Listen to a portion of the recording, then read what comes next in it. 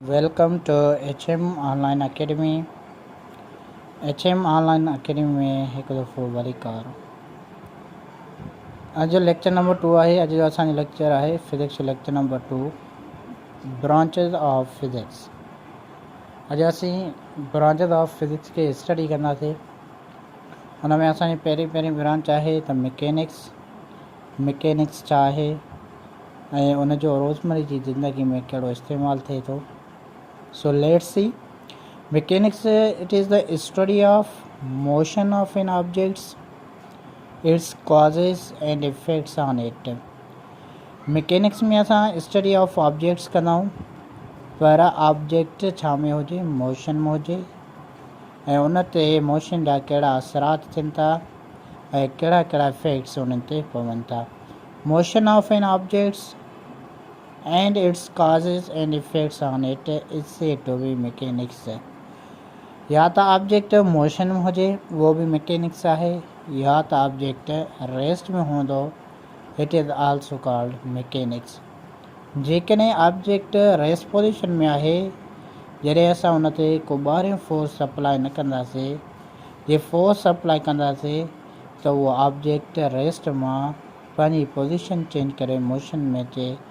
That is said to be mechanics। यो mechanics आहे। Branch number 2 है साउंड। चलो it is mainly concerned with the study of physical aspects of sound waves, their production, properties and applications। Sound भी जेको आहे physics जी branch आहे जंहिंमें असीं स्टडी कंदा आहियूं physical aspects of sound waves. त साउंड वेव जा जेके फिजिकल एस्पेक्ट्स आहिनि उहे कहिड़ा आहिनि। पहिरीं ॻाल्हि त साउंड छा आहे। Sound it is a form of energy. उन खां बाद में वेव छा आहे। Wave is a mechanism in which energy can transferred from one point to another point, that is said to be wave. So sound में असां sound wave जी aspects of physical aspects जे बारे में पढ़ंदासीं and their production and properties and applications। Sound में sound wave जी production, properties and application जेके आहिनि उहे कंसर्न हूंदियूं आहिनि साउंड सां। हुन खां नंबर 3 आहे इलेक्ट्रिसिटी। इलेक्ट्रिसिटी छा आहे। It is mainly concern with the electrical charges at rest and motion. Electricity भी हिकु फिजिक्स जी ब्रांच आहे जंहिंजो ताल्लुक़ इलेक्ट्रिकल चार्जिस आहे। इलेक्ट्रिकल चार्जिस छा में हुजनि, रेस्ट में हुजनि या मोशन में हुजनि। रेस्ट छा खे चइबी आहे तो कॉन्सेप्ट तव्हांजो मां हिते क्लियर कंदो आहियां त रेस्ट उनखे चइबी आहे when an object does not change its position with respect to its surroundings. जॾहिं को बि ऑब्जेक्ट पंहिंजी सराउंडिंग्स में पोजीशन चेंज न करे उनखे रेस्ट चइबो आहे। मोशन छा आहे। मोशन उनखे चइबी आहे when an object change its position. जॾहिं को बि ऑब्जेक्ट पंहिंजी पोजीशन चेंज करे उनखे मोशन चइबो आहे। पर हिते ॻाल्हि आहे इलेक्ट्रिकल चार्जिस जी। इलेक्ट्रिकल चार्जिस या त रेस्ट में हुजनि या त मोशन में हुजनि।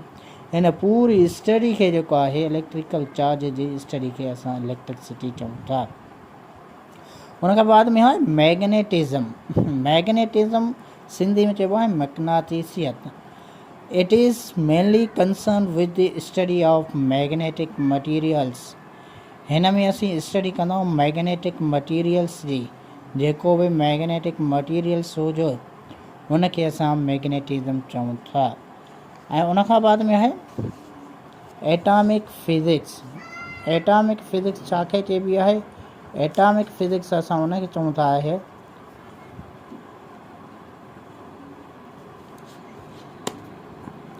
Atomic physics, it is the study of structure and properties of atoms।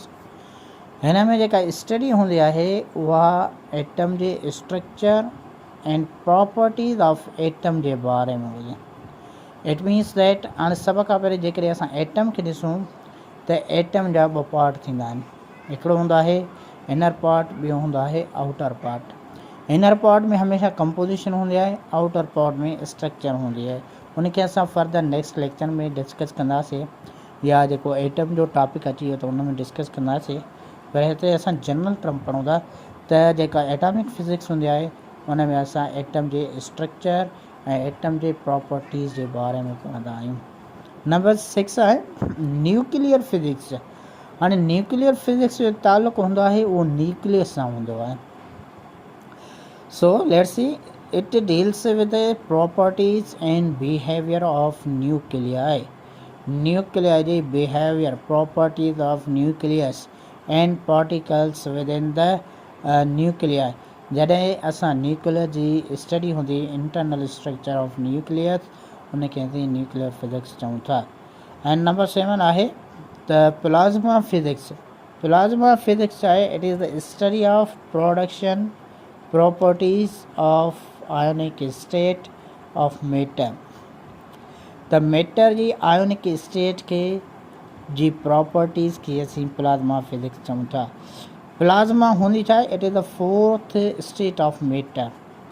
इहा मादे जी चौथी हालत हूंदी आहे, स्टेट हूंदी आहे। इन जा एग्ज़ाम्पल खणूं त जेली हूंदी आहे, उहा बि प्लाज़्मा में अची वञे थी, ऐं उन खां बाद में हनी हूंदी आहे, उहा बि प्लाज़्मा फिज़िक्स में अची वञे थी।